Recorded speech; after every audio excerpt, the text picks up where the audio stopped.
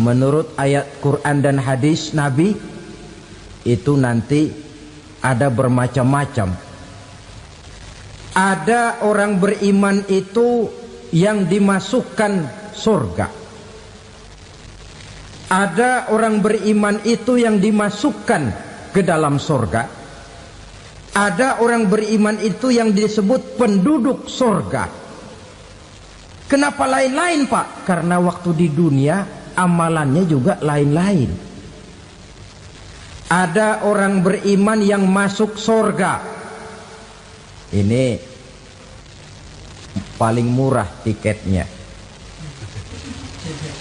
Mau masuk surga?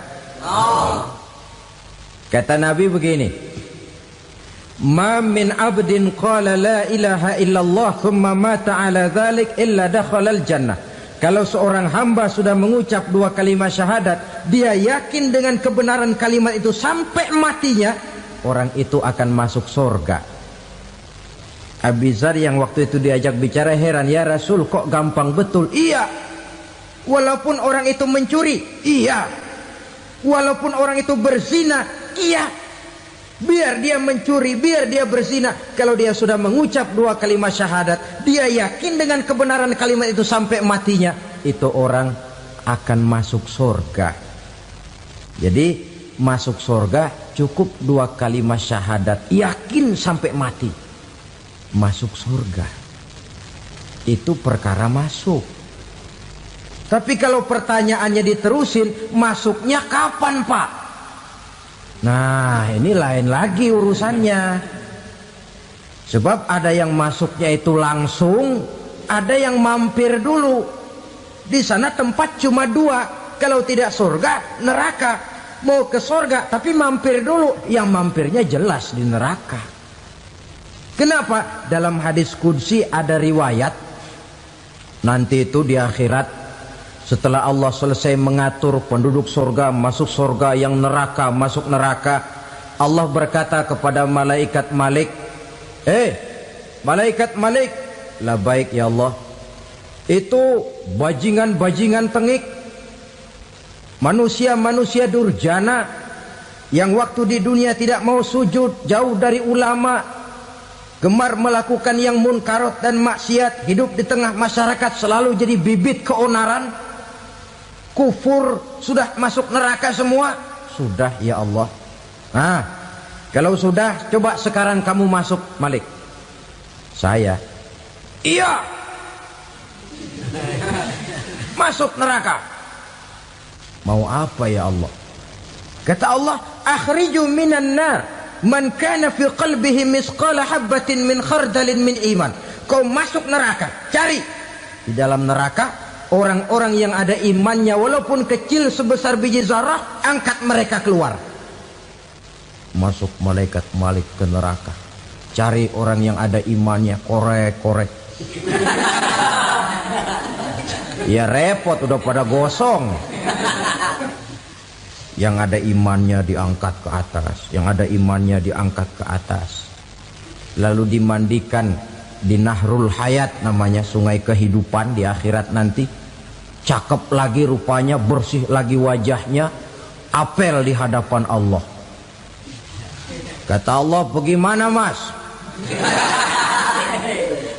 Kapok nggak sampean? Kapok ya Allah. Nah, kalau kapok, idhab fadkhulil jannah, pergi masuk surga sana. Berangkat mereka ke surga, ketemu sama teman-temannya yang udah sampai lebih dulu, yang nggak pakai mampir lagi. Terjadi dialog. Kata teman-temannya yang udah pada nyampe duluan, mas, iya, emang baru sampai? Saya baru sampai. Memang mampir di mana dulu mas? Kita sudah lama sampai di surga. Saudara buka surah Al-Muddatsir ayat 34-35. Ma salakakum fis saqar? Kenapa kamu mampir di neraka Saqar? Qalu lam naku minal musallin. Mereka menjawab, kami mampir di neraka Saqar mas, gara-gara dulunya kami waktu di dunia ndak pernah sholat. Ndak pernah sholat? Ndak pernah. Kan rumahnya dekat masjid, cuma dekat doang mas. sholat mah enggak saya. Enggak pernah ngasih makan fakir miskin, enggak pernah hadir di majelis taklim, pendeknya enggak pernah melakukan kebajikan, maka saya pun mampir di neraka sakor. Untung betul saya punya iman mas sedikit. Waktu hidup di dunia dulu saya pernah mengucap 2 kalimat syahadat, sekali-kalinya waktu mau kawin. Masya Allah. Untung saja kawin, kalau nggak kawin polos.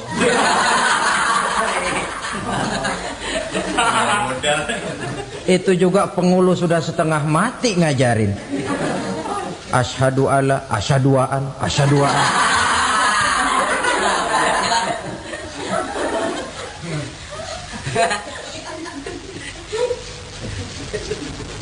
Ini namanya masuk surga, ada mampir dulu. Ada pula orang mukmin itu yang dimasukkan surga. Namanya dimasukkan kan terima beres. Saya masuk ke rumah, jalan sendiri, cari tempat sendiri. Saya dimasukkan ke dalam rumah, terima beres. Pokok ada di dalam, itu dimasukkan namanya. Nggak pakai mampir. Tapi tentu tiketnya lebih mahal ketimbang yang pertama tadi. Apa kata Allah? Innal ladzina amanu wa amilus salihat la ukaffiranna anhum sayyi'atihim wa la udkhilannahum jannah. Sesungguhnya orang-orang yang beriman kemudian beramal soleh, kami hapuskan segala dosa dan kesalahannya, kami masukkan mereka ke dalam surga. Lihat ayatnya, Allah yang memasukkan, kita yang dimasukkan. Tidak pakai transit, tidak usah mampir. Cuma tidak cukup syahadat, tidak cukup amanu, tapi diiringi dengan wa'amilus salih. Iman, amal. Tidak cukup syahadat, lalu dibuktikan dia sholat, dia zakat, puasa, lalu dia melakukan berbagai macam kebajikan. Ini yang menyebabkan dia tidak pakai mampir di tempat yang bernama sakor. Lalu ada pula orang mukmin itu yang disebut penduduk surga. Wah, ini sudah VIP ini. Ashabul jannah, penduduk surga. Siapa mereka? Kata Allah, innal ladzina amanu summa istaqamu fala khaufun 'alaihim wala hum yahzanun ulaika ashabul jannah hum fiha khalidun. Sesungguhnya orang-orang yang beriman lalu istiqamah, tetap dalam melaksanakan perintah Allah, tidak goyah, tidak labil tapi stabil, istiqamah, mereka tidak takut dan tidak bersedih hati. Merekalah penduduk surga. Iman, istiqamah. Tidak punya duit, sembayang. Banyak duit, sembayang. Miskin, sembayang. Kaya, tetap sembayang. Istiqamah.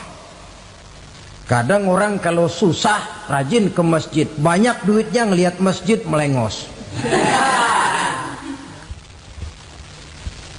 Waktu miskin hamba Allah, setelah kaya jadi hamba harta.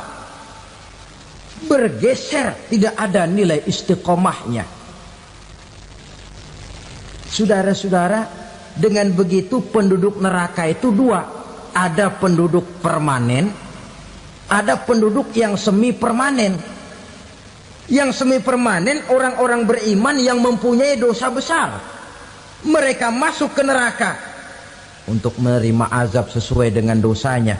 Bila selesai masa azab itu, mereka akan diangkat untuk ditempatkan kembali ke dalam surganya Allah Subhanahu wa ta'ala. Nah, dikala itulah saudara-saudara, ada yang disebut syafaat dari Rasulullah Sallallahu Alaihi Wasallam. Tapi tentu jangan lupa, syafaat ini ibarat kain menambal dia. Kita punya kain bolong-bolong sedikit, syafaat yang menambal. Solat kita ada kurang dikit, sedekah kita ada campur riak dikit, amalan kita ada tidak karena Allah dikit, kita berharap syafaat. Jadi biarlah kain masih bolong-bolong, yang penting punya kain. Tapi kalau kainnya tidak ada, yang ditambal apanya? Sholat tidak, puasa tidak, zakat tidak, berharap syafaat saja. Ya, terlalu berlebihan itu. Saudara hadirin yang saya hormati, apabila selesai proses penghisaban, proses penghitungan, maka dikala itulah manusia terbagi dalam dua kelompok besar. Fariqun fil jannah wa fariqun fis sa'ir. Sekelompok orang-orang beruntung yang masuk ke dalam surga, dan sekelompok lagi masuk ke dalam neraka.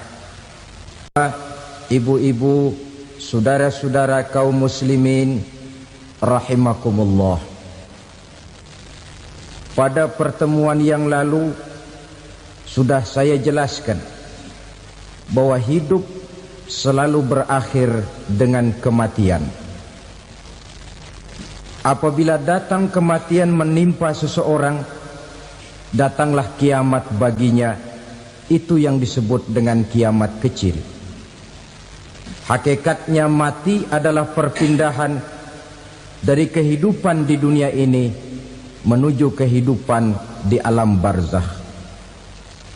Menunggu kita di alam barzakh sampai datangnya saat kiamat. Entah 10 tahun, entah 100 tahun, entah 1000 tahun, hanya Allah saja yang maha tahu.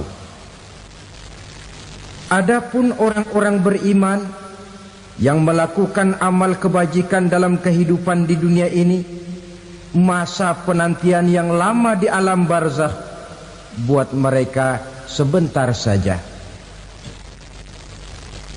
Tetapi bagi orang-orang kafir yang ingkar, yang tidak beriman kepada Allah, yang hidup di dunia cuma menumpuk-numpuk dosa, tentu penantian di alam barzakh akan merupakan waktu yang sangat lama. Bukankah dalam kehidupan kita waktu itu memang relatif? Contoh misalnya, bagi pemuda-pemudi yang sedang duduk asyik memadu cinta, waktu 4-5 jam saja rasanya cuma 4-5 menit. Tenggelam oleh keasikan.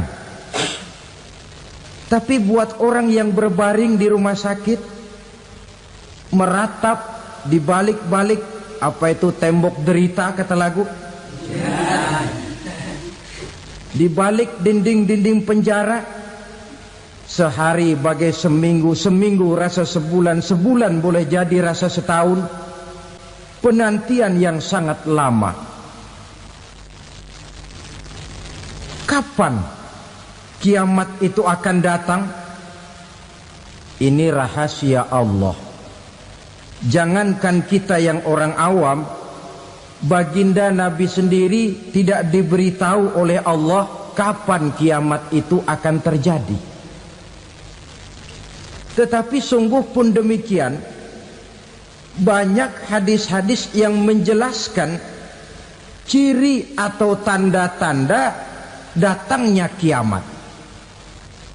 Nah, kalau sudah bicara soal tanda, tanda kiamat itu ada dua. Pertama yang disebut alamatus sughra, tanda-tanda kecil. Ini waktunya masih ada tenggang. Ada yang dinamakan alamatul kubra, tanda-tanda besar. Artinya kiamat sudah diambang pintu. Apa tanda-tanda kecil dari datangnya hari kiamat itu?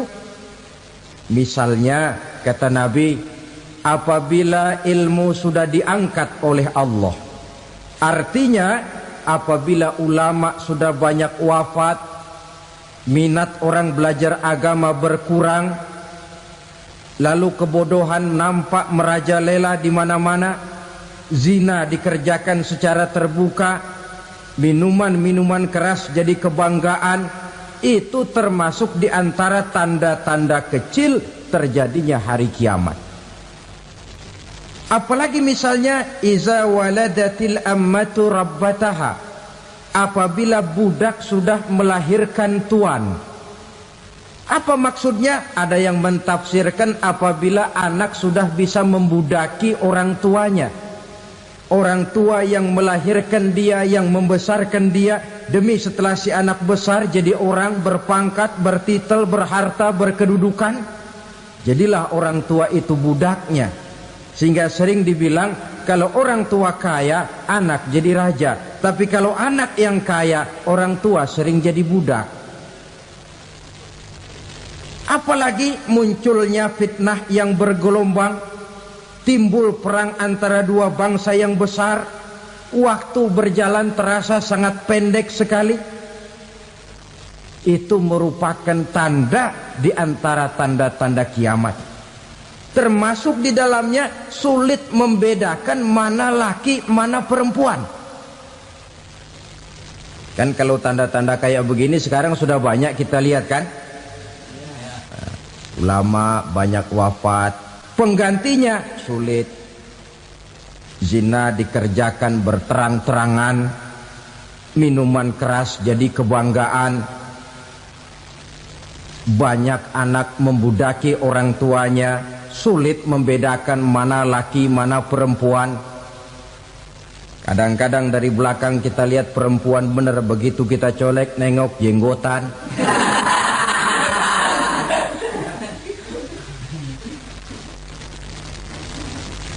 Ini termasuk tanda-tanda kecil. Masih ada tenggang sampai akan terjadinya kiamat itu. Nah, yang dimaksud dengan tanda-tanda besar, ini tanda besar artinya kiamat sudah di ambang pintu. Pertama, matahari terbit dari sebelah barat. Apabila matahari sudah terbit dari arah sebelah barat, tertutuplah sudah pintu taubat. Bersabda Nabi kita, la taqumus sa'atu hatta tatlu'a syamsu min maghribiha. Tidak akan datang hari kiamat sampai matahari terbit dari arah sebelah barat. Fa iza tala'at, manakala matahari telah terbit dari arah sebelah barat, wara'ahan nasu, manusia banyak menyaksikan itu, amanu ajma'un, mereka pun lalu beriman. Yang tadinya kafir, yang tadinya ingkar, yang tadinya membangkang, setelah melihat matahari terbit dari sebelah barat, buru-buru beriman, berlomba-lomba mengucap dua kalimat syahadat. Tapi apa yang terjadi? Kata Nabi, wadzalika hina la yanfa'u nafsan imanuha lam takun amanat min qabl. Hari itu adalah hari yang iman sudah tidak berguna lagi bagi seseorang apabila sebelumnya memang dia tidak pernah beriman. Au kasabat fi imaniha khaira, atau beriman tetapi tidak pernah melakukan kebajikan di dalam keimanannya itu. Hari yang sudah kasib, hari yang sudah terlambat, beriman tidak akan ada gunanya lagi. Ini pelajaran buat kita. Sebelum sang surya terbit dari sebelah barat, sebelum nafas sampai di tenggorokan, artinya pintu taubat masih terbuka. Kalau dua hal itu sudah terwujud, nafas sudah sampai di kerongkongan atau matahari sudah terbit dari arah sebelah barat, tertutuplah sudah pintu taubat. Tak ada lagi gunanya pangkat, jabatan, harta, bahkan beriman pun dalam suasana macam itu too late, kata orang Kulon. Sudah terlambat. Matahari terbit dari arah sebelah barat, itu tanda besar, artinya kiamat sudah di ambang pintu. Lalu apalagi tanda besar? Munculnya Dajjal. Dajjal artinya pendusta-pendusta yang menyesatkan manusia. Ada dua macam Dajjal, saudara. Ada Dajjal kecil. Ini Dajjal-Dajjal kelas teri. Kalau ini sejak zaman Rasulullah sudah ada itu. Tiap zaman ada. Di zaman Rasulullah misalnya ada yang bernama Aswad al-Unsi dari Yaman. Ada yang namanya Musailamah Al-Kazzab dari Yamamah. Ada yang namanya Ibnu Sayyad dari Madinah. Ini dajjal-dajjal di zaman Rasul. Musailamatul Kazzab memproklamirkan diri jadi nabi dia. Di zaman Rasul masih hidup. Ini dajjal zaman Nabi. Di zaman sahabat muncul dajjal-dajjal. Di zaman kita sekarang ini dajjal-dajjal pun gentayangan. Dajjal-dajjal kelas teri. Kerjanya mendustakan manusia, menyesatkan manusia, memalingkan manusia dari jalan yang benar dan diridhoi oleh Allah Subhanahu wa taala. Adapun yang merupakan tanda besar dari datangnya kiamat, dajjal-dajjal kelas kakap. Pembohong-pembohong besar yang menyesatkan masyarakat manusia berpaling dari jalan Allah mengikuti jalan mereka. Apa sih ciri dajjal itu? Kata Nabi dalam hadis Bukhari Muslim, innad dajjala, sesungguhnya yang namanya dajjal itu yakhruju, satu saat akan muncul mendekati hari kiamat. Wa inna ma'ahu ma'an, si dajjal ini membawa air. Wa naran, dan juga membawa api. Dua simbol. Di tangan yang satu dia bawa air, di tangan yang satu dia bawa api. Wa ammal ladzi yarahu an-nasu ma'an fanarun, adapun yang orang banyak lihat air, hakikatnya adalah api. Yang dilihat api, hakikatnya adalah air. Oleh sebab itu, kalau api yang ditawarkan, ambillah air. Kalau air yang ditawarkan, pilihlah api. Maksudnya apa ini? Ini bahasa simbol, saudara-saudara. Dajjal bicaranya seolah-olah untuk kepentingan manusia, menawarkan surga. Surga yang dia tawarkan hakikatnya neraka. Hai manusia, kalau kau mau bahagia, jangan dekat-dekat dengan agama.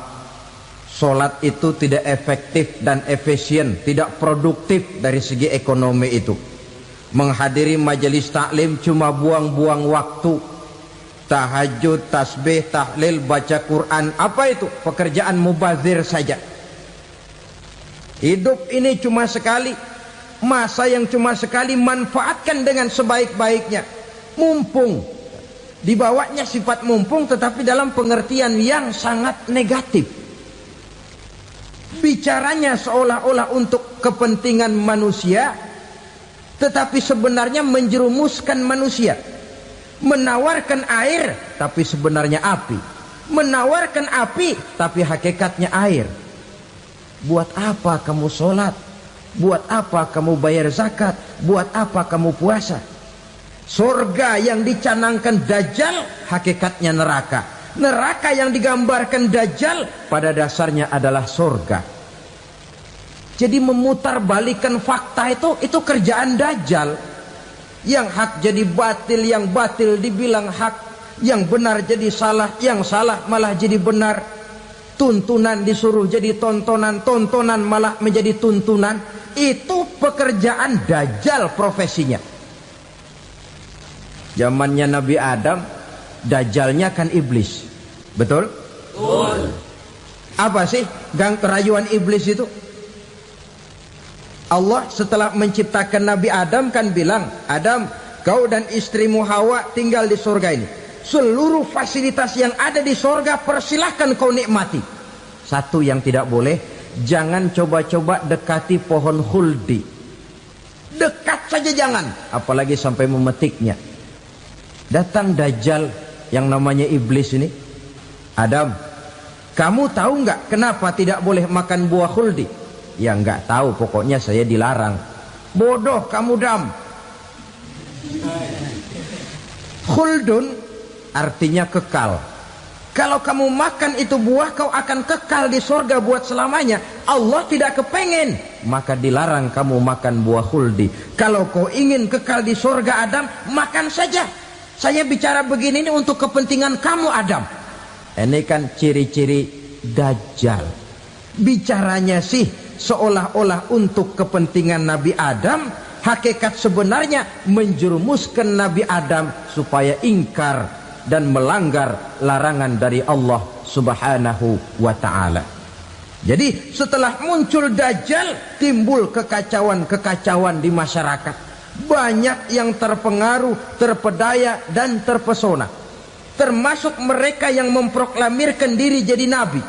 Mereka yang memproklamirkan diri jadi rasul di zaman sesudah Rasulullah wafat, itu adalah Dajjal.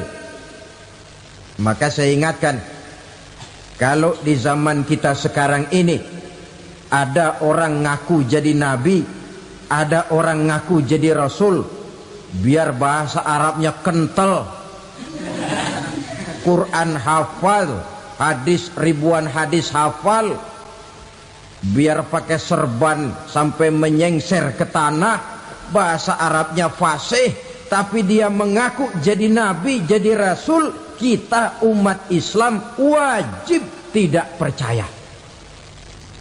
Wajib untuk tidak percaya. Itulah Dajjal zaman kita sekarang ini. Tidak mustahil mereka datang mempengaruhi orang awam supaya berpaling dari Rasulullah, mengikuti mereka. Nah, di akhir zaman nanti, mendekati hari kiamat, Dajjal ini muncul. Dajjal kelas kakap, menyesatkan masyarakat manusia untuk berpaling dari Islam, mengikuti seruan mereka. Apalagi di antara datangnya kiamat itu, tanda yang besar itu, turunnya Nabiullah Isa Al-Masih, putra Maryam. Menurut berbagai hadis yang sahih, Nabi Isa Al-Masih nanti akan turun lagi. Tidak membawa risalah yang baru, tapi meluruskan risalah Islam ini yang telah banyak ditinggalkan oleh masyarakat. Bahkan ada hadis menjelaskan beliau akan membunuh Nabi, mematahkan kayu-kayu salib, lalu melaksanakan haji dan umrah mengikuti syariat Nabi Muhammad, bukan membawa agama baru. Menjadi semacam mujaddid, reformer, menyelamatkan manusia dari bisikan Dajjal. Bahkan ada riwayat yang menjelaskan bahwa Nabi Isa berhasil mengalahkan Dajjal, mengembalikan masyarakat manusia kembali kepada ajaran Islam yang datang dari Allah, dibawa oleh Rasulullah Sallallahu Alaihi Wasallam. Dengan kata lain, turunnya Nabi Isa bukan sebagai Nabi dan Rasul baru, tetapi mengikuti syariat Nabi kita Muhammad Sallallahu Alaihi Wasallam. Saudara hadirin, ibu-ibu hadirat yang saya hormati, kemudian apalagi di antara tanda-tanda besar akan datangnya kiamat itu? Keluarnya asap atau awan. Kata Nabi, inna min asratis sa'ah dukhanan yamla'u ma bainal masyriqi wal maghrib. Di antara tanda-tanda kiamat, munculnya awan antara langit dan bumi. Ini pun diperkuat dalam surah Ad-Dukhan ayat 10. Fartaqib yauma ta'tis sama bidukhanim mubin fayughshan nas hadza azabun alim. Bagi orang-orang yang beriman, mereka biasa-biasa saja. Tapi bagi orang kufur, datangnya asap dan awan ini merupakan azab yang kelewat pedih. Barangkali sedikit mendekati gambaran tentang azab yang pedih ini, saya ingatkan alam pikiran kita kepada peristiwa yang belum lama terjadi. Pernah dengar berita bocornya reaktor nuklir di Chernobyl, Uni Soviet? Pernah dengar? Nah. Bocornya reaktor nuklir di Chernobyl yang mengakibatkan ratusan bahkan sangat mungkin ribuan nyawa. Cuma satu reaktor. Bagaimana kalau seluruh cadangan nuklir yang dimiliki oleh para negara adik kuasa ini diledakkan? Bahkan yang konon menurut catatan cadangan nuklir yang dimiliki bersama oleh Amerika dan Rusia sekarang ini sudah sanggup memusnahkan 6 miliar manusia, 1,5 kali lebih banyak dari jumlah manusia yang nongkrong di permukaan bumi ini. Saudara-saudara hadirin yang saya hormati, lalu saat mendekati hari kiamat, apalagi tandanya? Setelah Nabi Isa wafat, pada saat turunnya yang kedua kali, lalu Allah meniupkan angin sejuk. Semua orang-orang beriman, orang-orang baik wafat, sehingga penghuni bumi ini cuma tinggal lagi terdiri dari orang-orang kafir. Tidak ada lagi di bumi ini yang bisa mengucapkan Allah. Sehingga dalam hadis qudsi itu ada keterangan, innallaha azza wa jalla yaqulu li Israfil. Allah pernah pesan kepada malaikat Israfil, kata Allah, Israfil, idza sami'ta qailan yaqul Allah Allah fa akhirin nafakh 40 sanatan ikraman liqailiha. Hai Israfil, apabila kau dengar di permukaan bumi masih banyak orang yang mengucapkan Allah Allah, maka tunda sangkakala kiamat itu 40 tahun. Untuk apa? Ikraman liqailiha, menghormati orang yang mengucapkan Allah Allah itu. Wah, jadi karena sekarang masih banyak yang mengucapkan Allah, besar hatilah kita, masih jauh kiamat itu. Tapi jangan lupa, kiamat pribadi, kiamat kecil itu yang nggak kita sangka-sangka. Ajal datang mencabut nyawa, itu kiamat pribadi, dan itu yang pasti kita hadapi, dan itu yang membuat kita tidak boleh bersikap main-main di dalam kehidupan sekarang ini. Saudara hadirin yang saya hormati, tidak ada lagi orang-orang muslim. Seluruh penduduk dunia ini kafir. Lalu terciptalah struktur sosial yang berlandaskan prinsip hidup semau gue. Bakal terjadilah prinsip di mana yang kaya menyantap yang miskin, yang kuat menindas yang lemah. Hidup sudah bagaikan di rimba belantara, berlaku hukum rimba. Siapa yang kuat dia yang menang, siapa yang lemah menjadi mangsa. Timbul kekacauan, maksiat merajalela, munkarat menjadi-jadi, sehingga isi bumi ini penuh dengan segala macam perbuatan dosa. Tidak ada perlunya lagi alam diperpanjang temponya.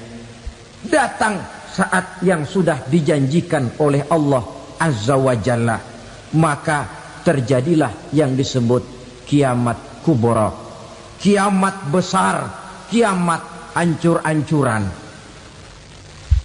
Bagaimana kejadian ini dimulai? Dalam surah Az-Zumar ayat 68, Allah Subhanahu wa taala berfirman, wa nufikha fis suri fasa'iqa man fis samawati wa man fil ardi illa man sya'allahu. Maka manakala ditiuplah sangkakala, terkejutlah seluruh yang ada di langit dan seluruh yang ada di bumi.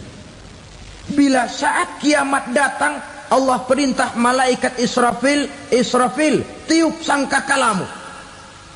Ditiuplah sangkakala oleh malaikat Israfil. Yang akibat daripada tiupan itu, seluruh yang ada di langit, seluruh yang ada di permukaan bumi terkejut. Yang ada di langit siapa? Malaikat kan. Bayangin aja kalau malaikat kaget, apalagi kita. Terkejut seluruh makhluk yang ada di bumi, yang ada di langit mendengar suara sangkakala itu. Bunyinya tidak sanggup kita bayangkan dahsyatnya. Ledakan nuklir, ledakan neutron belum apa-apa ketimbang bunyi sangkakala malaikat Israfil ini. Nah, lalu mendengar bunyi sangkakala ini, gemparlah makhluk, kacaulah alam. Bumi gempa, planet-planet bertabrakan, gunung meletus, air laut tumpah ke darat, angin topan bertiup, halilintar menyambar. Lalu semua yang bernama hidup mati total. Mati bareng tanpa persiapan. La haula wala quwata illa billah. Saya kadang-kadang dalam tafakur bermohon, ya Allah, mudah-mudahan saya nggak nemuin kiamat beneran. Ngeri. Tidak bisa kita bayangkan macam apa suasana seperti itu. Allah saja banyak memberikan gambaran, misalnya Al-Qari'ah, wa mal qari'ah, wa ma adraka mal qari'ah. Kejadian yang menggemparkan. Tahukah kamu apa kejadian yang menggemparkan itu? Yauma yakunun nasu kal farasil mabsus wa takunul jibalu kal ihnil manfus. Pada saat itu manusia berterbangan bagai kupu-kupu. Gunung berterbangan seperti kapas ditiup angin. Gunung saja macam kapas, konon lagi manusia. Kematian total, mulai semut sampai gajah mati, jin mati, iblis mati, malaikat mati. Malaikat saja mati. Saudara hadirin yang saya hormati, kematian total yang tanpa persiapan. Orang bilang, Pak, kalau mati bareng begitu yang repot malaikat maut dong ya. Cabut sana, cabut sini. Itu kalau menurut logika kita, mestinya begitu menurut logika. Tapi logika juga yang nggak perlu serepot itu. Sebab untuk mematikan listrik di wilayah DKI, di wilayah Jakarta, nggak perlu tiap rumah didatengin, matiin, ya lama. Cukup dari kantor pusatnya saja PLN tekan satu tombol, gelaplah seluruh Jakarta. Saudara hadirin yang saya hormati, kematian total. Lalu setelah kematian total, planet-planet juga mati, dalam arti tidak bergerak dan beredar. Angin mati, dalam arti tidak bertiup. Air mati, dalam arti tidak ada riak gelombang. Pokoknya semua mati. Kullu nafsin za'iqatul maut. Semua yang bernafas mati. Dalam ayat lain, kullu man 'alaiha fan. Semua yang ada di permukaan bumi fana. Yang kekal cuma Allah Subhanahu wa ta'ala. Yang paling belakang mati malaikat maut dan malaikat Israfil. Tapi mati juga sesuai dengan janji Allah. 10 lamanya. Tidak dijelaskan oleh Abi Hurairah 40 jam, apa 40 hari, apa 40 tahun. Hadis-hadis cuma menyebutkan 40 saja. Sunyi alam. Yang tinggal cuma Allah saja lagi. Ketika itu Allah berseru-seru, katanya, limanil mulkul yauma. Siapa para penguasa hari ini? Mana itu raja-raja dan penguasa yang dulu mengaku jadi Tuhan? Fir'aun. Mana Fir'aun sekarang? Yang dulu jadi raja, merasa berhasil, sombong, lalu tidak mau turun-turun dari kekuasaannya, sampai kepada puncak kekurang ajarannya mengangkat diri jadi Tuhan. Mana itu Fir'aun? Namrus. Mana sekarang Namrus? La ilaha illa ana. Ternyata tidak ada Tuhan lain selain daripada aku, kata Allah. Proses kemudian, saudara-saudara, turunlah hujan dari langit. 40 lamanya hujan itu. Tidak jelas juga 40 jam apa 40 hari. Setelah air turun membasahi, datanglah tiupan sangkakala yang kedua. Semua yang bernama mati bangkit dari kuburnya masing-masing. Ini yang disebut Yaumul Ba'thi, hari kebangkitan. Allahu Akbar. Pada saat kita bangkit dari kubur kita masing-masing, kumpul di padang mahsyar namanya. Bayangin aja, saya sendiri nggak sanggup bayangin. Manusia sejak zaman Adam sampai zaman kiamat kumpul bareng di tempat sama. Berapa banyaknya itu?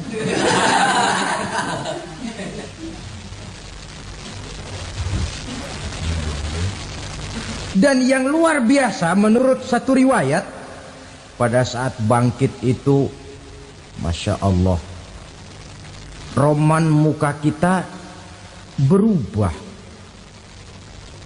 disesuaikan dengan amalan kita waktu di dunia ini. Barang siapa yang waktu di dunia amalannya itu amalan tikus, di akhirat nanti dia bangkit dari kubur, mukanya seperti muka tikus. Gagah betul badannya, tapi mukanya seperti tikus. Kenapa? Amalannya waktu di dunia seperti amalan tikus. Apa amalan tikus itu? Suka ngegeragoti barang yang sudah disimpan rapi-rapi. Orang sudah simpan uang rapi-rapi, simpan perhiasan rapi-rapi, digeragoti oleh tikus. Maling-maling, pencoleng-pencoleng, koruptor-koruptor, itu nanti di akhirat nanti kita lihat mukanya seperti muka tikus. Oh, ini waktu di dunia suka nyolong, mukanya seperti muka tikus.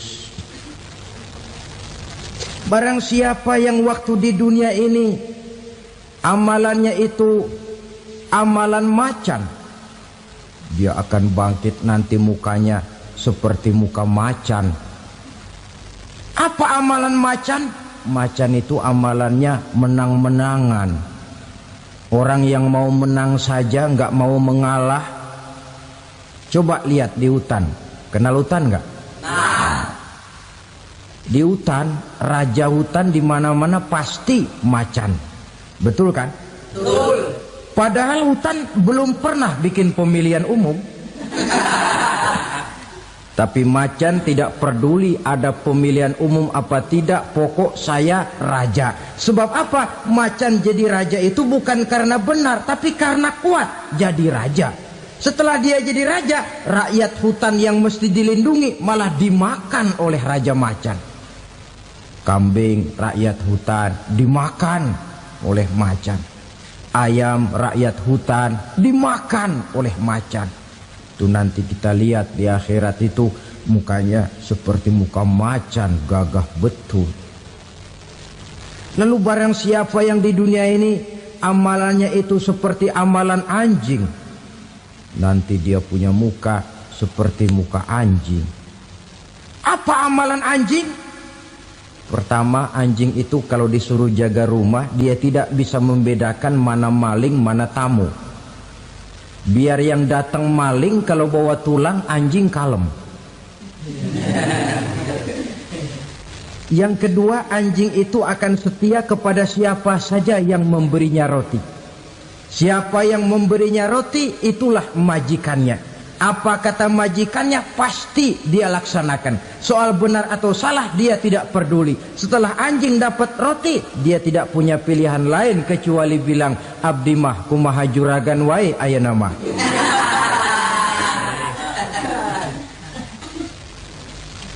Saudara hadirin yang saya hormati, berkumpul di padang mahsyar, tiap orang sibuk dengan persoalannya masing-masing. Matahari waktu itu didekatkan oleh Allah, panas luar biasa. Ada yang saking panasnya itu mencucurkan peluh keringat sampai sebatas mata kakinya. Ada yang keringatnya sampai sedengkulnya, ada yang keringatnya sampai sepusatnya, ada yang keringatnya mengalir sampai sebahunya, ada yang kelelap oleh keringatnya sendiri, sementara orang di sampingnya nggak apa-apa. Bergantung lagi amalan dia waktu di dunia ini. Saudara-saudara, sebagian orang dalam kepanikan padang mahsyar berombong-rombong datang mereka menghadap Nabi Adam. Ya Adam, anta abal bashar. Hai Adam, Tuhan adalah bapak moyang manusia. Kami sebentar lagi akan disidang, dimintakan pertanggungan jawab. Tolonglah kami, hai Adam. Kata Nabi Adam, jangankan nolongin sampean, saya sendiri tanggung jawab di hadapan Allah ketika dulu tidak boleh makan khuldi, saya serobot. Sudahlah, urus diri masing-masing saja, nafsi. Begitu kata Nabi Nuh, begitu kata Nabi Ibrahim. Tiap orang bertanggung jawab sendiri-sendiri. Ketika itulah saudara-saudara, nikmatnya menjadi umat Nabi besar Muhammad sallallahu alaihi wasallam.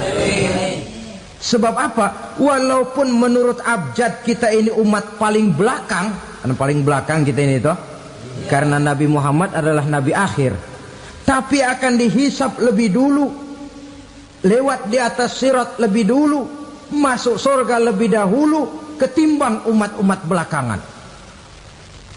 Ketika Rasul mendekati ajal, beliau tanyakan itu kepada malaikat Jibril. Malaikat Jibril berkata, Muhammad jangan khawatir, Allah sudah berjanji, inni haramtul jannata ala sairil anbiya hatta tadkhulaha anta, wa haramtuha ala sairil umami hatta tadkhulaha ummatuka. Surga aku haramkan buat seluruh nabi kecuali kalau engkau Muhammad sudah masuk ke dalamnya, dan surga aku haramkan buat seluruh umat kecuali kalau umatmu Muhammad sudah masuk ke dalamnya. Logikanya, walaupun menurut abjad kita umat paling belakang, bakal dihisap paling dulu, lewat di atas sirat paling dulu, masuk surga paling dulu, kalau mampir ke neraka juga paling dulu. Ya resiko. Jangan mau enaknya aja paling dulu. Saudara hadirin yang saya hormati,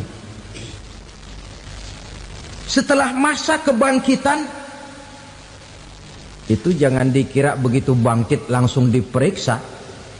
Masih menunggu menanti ribuan tahun perhitungan padang mahsyar untuk sampai kepada proses yang disebut yaumul hisab, hari perhitungan.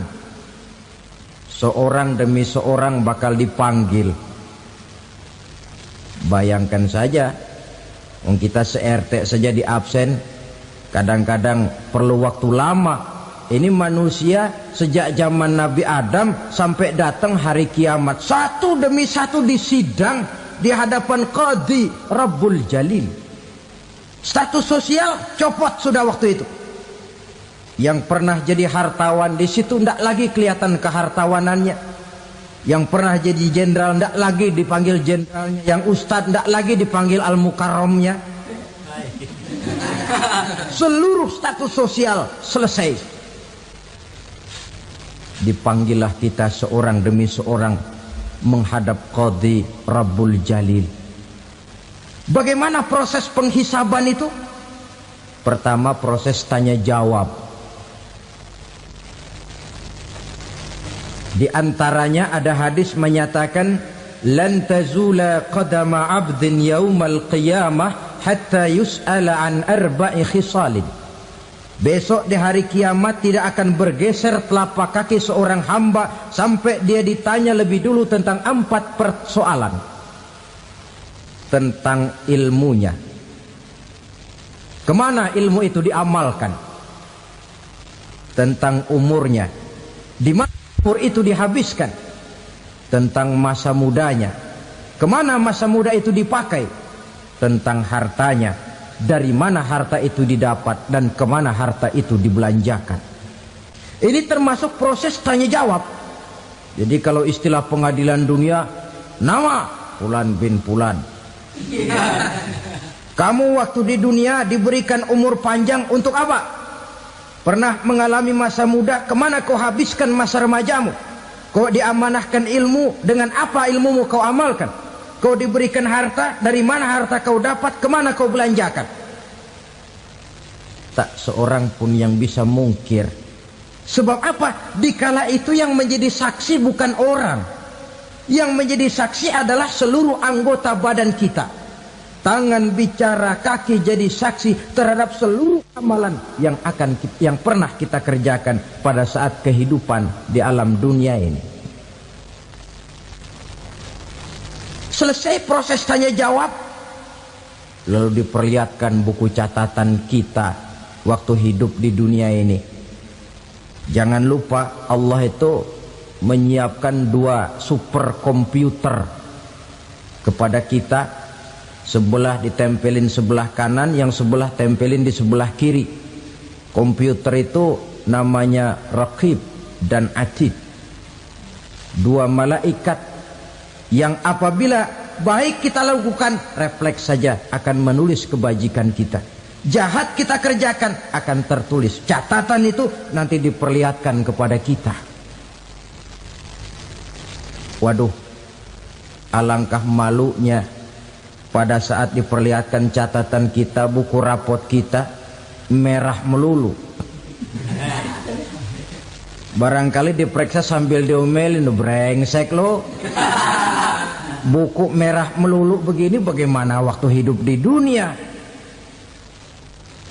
Tidak cukup diperlihatkan buku catatan kehidupan, rekaman kehidupan. Rekaman kehidupan kita secara utuh sejak terlahir sampai ajal datang merenggut nyawa. Barangkali mirip dengan video sekarang ini, di mana terekam dengan baik seluruh kegiatan kita sejak yang sekecil-kecilnya sampai kepada yang sebesar-besarnya. Untuk kemudian kita pun menerima balasan. In khairan fa khairun wa in syarran fa syarrun. Kalau baik ya baik balasannya, kalau jahat ya jahat juga balasannya. Catatan-catatan kita diberikan. Kalau banyak kebajikannya diberikan di tangan kanan dengan cara yang halus. Kalau banyak kejahatannya diberikan dari sebelah kiri atau dilempar dari belakang. Itulah sebabnya sejak di dunia ini kita sudah mohon kepada Allah. Ketika berwudu membasuh tangan kanan, apa kita bilang? Allahumma a'tini kitabi biyamini wa hasibni hisaban yasira. Ya Allah, berikan saya kitab di tangan kanan, dan kalau saya memang perlu dihisap, hisaplah saya yang seringan-ringannya. Tangan kiri berlindung kita kepada Allah. Jangan sampai diberikan kitab di tangan kiri atau dari arah sebelah belakang. Wa a'udzubika an tu'tiya kitabi bishimali aw min wara'i zuhri, dari arah sebelah belakang. Na'udzubillah min dzalik. Setelah selesai lewat proses penghisaban, lewat mizan, timbangan, maka yang sudah selesai dihisab itu bergeraklah menuju sirat, jembatan yang terbentang menuju surga melalui neraka. Saudara-saudara, panjangnya perjalanan sirat itu memakan waktu ratusan tahun. Tetapi orang yang lewat di atas sirat pun macam-macam, bergantung amalannya ketika di dunia ini. Ada yang lewat di atas sirat itu kal barqil khatib, seperti kilat yang menyambar, lep, sudah sampai dia di surga. Cepat bukan main. Ada yang lewat di atas sirat itu seperti orang lari-lari. Ada yang lewat di atas sirat itu seperti orang jalan biasa. Ada yang sambil merangkak, ada yang sambil ngesor, ada yang sambil gelayutan, ada yang selamat sampai ke ujung ke surga, ada yang tergelincir jatuh masuk ke dalam neraka, bergantung amalannya dalam kehidupan di dunia sekarang ini. Tiap kita akan melewati yang namanya sirat ini. Saudara-saudara kaum muslimin yang saya hormati, dengan demikian mereka yang selamat melalui sirat sampai ke terminal akhir surga, mereka yang ketika dihisab ternyata banyak kejahatannya daripada kebaikannya, mereka singgah di dalam neraka. Nah, adapun orang-orang yang beriman menurut ayat Quran dan hadis Nabi itu nanti ada bermacam-macam. Ada orang beriman itu yang dimasukkan surga. Ada orang beriman itu yang dimasukkan ke dalam surga. Ada orang beriman itu yang disebut penduduk surga. Kenapa lain-lain, Pak? Karena waktu di dunia amalannya juga lain-lain. Ada orang beriman yang masuk surga. Ini paling murah tiketnya. Mau masuk surga? Kata Nabi begini, ma min abdin qala la ilaha illallah thumma mata ala dhalik illa dakhalal jannah. Kalau seorang hamba sudah mengucap dua kalimat syahadat, dia yakin dengan kebenaran kalimat itu sampai matinya, orang itu akan masuk surga. Abi Dzar yang waktu itu diajak bicara heran, ya Rasul kok gampang betul? Iya. Walaupun orang itu mencuri, iya. Walaupun orang itu berzina, iya. Biar dia mencuri, biar dia berzina, kalau dia sudah mengucap dua kalimat syahadat, dia yakin dengan kebenaran kalimat itu sampai matinya, itu orang akan masuk surga. Jadi masuk surga cukup dua kalimat syahadat, yakin sampai mati, masuk surga. Itu perkara masuk. Tapi kalau pertanyaannya diterusin, masuknya kapan, Pak? Nah, ini lain lagi urusannya. Sebab ada yang masuknya itu langsung, ada yang mampir dulu. Di sana tempat cuma dua, kalau tidak surga, neraka. Mau ke surga tapi mampir dulu, yang mampirnya jelas di neraka. Kenapa? Dalam hadis qudsi ada riwayat, nanti itu di akhirat, setelah Allah selesai mengatur penduduk surga masuk surga, yang neraka masuk neraka, Allah berkata kepada malaikat Malik, malaikat Malik, labaik ya Allah. Itu bajingan-bajingan tengik, manusia-manusia durjana yang waktu di dunia tidak mau sujud, jauh dari ulama, gemar melakukan yang munkarat dan maksiat, hidup di tengah masyarakat selalu jadi bibit keonaran, kufur, sudah masuk neraka semua. Sudah ya Allah. Nah, kalau sudah, coba sekarang kamu masuk, Malik. Saya, iya, masuk neraka. Mau apa ya Allah? Kata Allah, akhriju minan nar man kana fi qalbihi misqala habbatin min khardalin min iman. Kau masuk neraka, cari di dalam neraka orang-orang yang ada imannya walaupun kecil sebesar biji zarah, angkat mereka keluar. Masuk malaikat Malik ke neraka, cari orang yang ada imannya, korek-korek. Ya repot, udah pada gosong. Yang ada imannya diangkat ke atas, yang ada imannya diangkat ke atas, lalu dimandikan di Nahrul Hayat, namanya sungai kehidupan di akhirat nanti. Cakep lagi rupanya, bersih lagi wajahnya, apel di hadapan Allah. Kata Allah, bagaimana mas?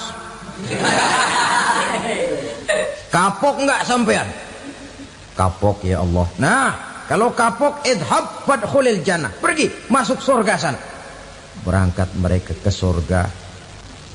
ketemu sama teman-temannya yang udah sampai lebih dulu, yang nggak pakai mampir lagi. Terjadi dialog. Kata teman-temannya yang udah pada nyampe duluan, "Mas, iya, emang baru sampai?" Saya baru sampai." "Memang mampir di mana dulu, Mas? Kita sudah lama sampai di surga." Saudara buka surah Al-Muddatsir ayat 34-35. "Ma salakakum fis saqar?" Kenapa kamu mampir di neraka Saqar? Qalu lam nakum minal musallin. Mereka menjawab, kami mampir di neraka Saqar, Mas, gara-gara dulunya kami waktu di dunia tidak pernah sholat. Tidak pernah sholat? Tidak pernah. Kan rumahnya dekat masjid. Cuma dekat doang, Mas. Sholat mah enggak saya. Enggak pernah ngasih makan fakir miskin, enggak pernah hadir di majelis taklim, pendeknya enggak pernah melakukan kebajikan. Maka saya pun mampir di neraka Saqar. Untung betul saya punya iman, Mas, sedikit. Waktu hidup di dunia dulu saya pernah mengucap 2 kalimat syahadat. Sekali-kalinya waktu mau kawin. Masya Allah. Untung saja kawin. Kalau nggak kawin polos.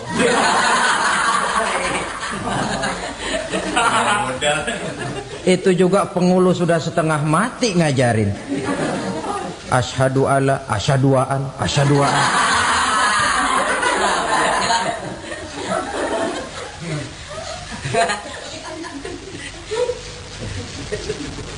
Ini namanya masuk surga, ada mampir dulu. Ada pula orang mukmin itu yang dimasukkan surga. Namanya dimasukkan kan terima beres. Saya masuk ke rumah, jalan sendiri, cari tempat sendiri. Saya dimasukkan ke dalam rumah, terima beres, pokok ada di dalam, itu dimasukkan namanya. Nggak pakai mampir. Tapi tentu tiketnya lebih mahal ketimbang yang pertama tadi. Apa kata Allah? Innal ladzina amanu wa amilus solihat la ukaffiranna anhum sayyi'atihim wa la udkhilannahum jannah. Sesungguhnya orang-orang yang beriman kemudian beramal soleh, kami hapuskan segala dosa dan kesalahannya, kami masukkan mereka ke dalam surga. Lihat ayatnya, Allah yang memasukkan, kita yang dimasukkan. Tidak pakai transit, tidak usah mampir.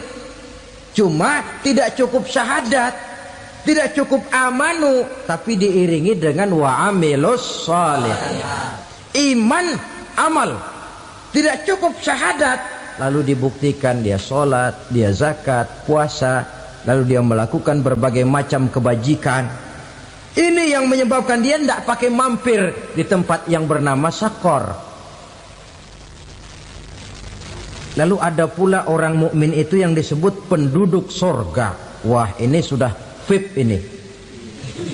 Ashabul jannah, penduduk surga. Siapa mereka? Kata Allah, innal ladzina amanu summa istaqamu fala khaufun 'alaihim wala hum yahzanun ulaika ashabul jannah hum fiha khalidun. Sesungguhnya orang-orang yang beriman lalu istiqamah, tetap dalam melaksanakan perintah Allah, tidak goyang, tidak labil tapi stabil, istiqamah, mereka tidak takut dan tidak bersedih hati. Merekalah penduduk surga. Iman, istiqamah. Tidak punya duit, sembahyang. Banyak duit, sembahyang. Miskin, sembahyang. Kaya, tetap sembahyang. Istiqamah. Kadang orang kalau susah rajin ke masjid, banyak duitnya ngelihat masjid melengos. Waktu miskin hamba Allah, setelah kaya jadi hamba harta. Bergeser, tidak ada nilai istiqomahnya. Saudara-saudara, dengan begitu penduduk neraka itu dua. Ada penduduk permanen, ada penduduk yang semi permanen. Yang semi permanen orang-orang beriman yang mempunyai dosa besar. Mereka masuk ke neraka untuk menerima azab sesuai dengan dosanya. Bila selesai masa azab itu, mereka akan diangkat untuk ditempatkan kembali ke dalam surganya Allah Subhanahu wa ta'ala. Nah, dikala itulah saudara-saudara, ada yang disebut syafaat dari Rasulullah Sallallahu Alaihi Wasallam. Tapi tentu jangan lupa, syafaat ini ibarat kain menambal dia.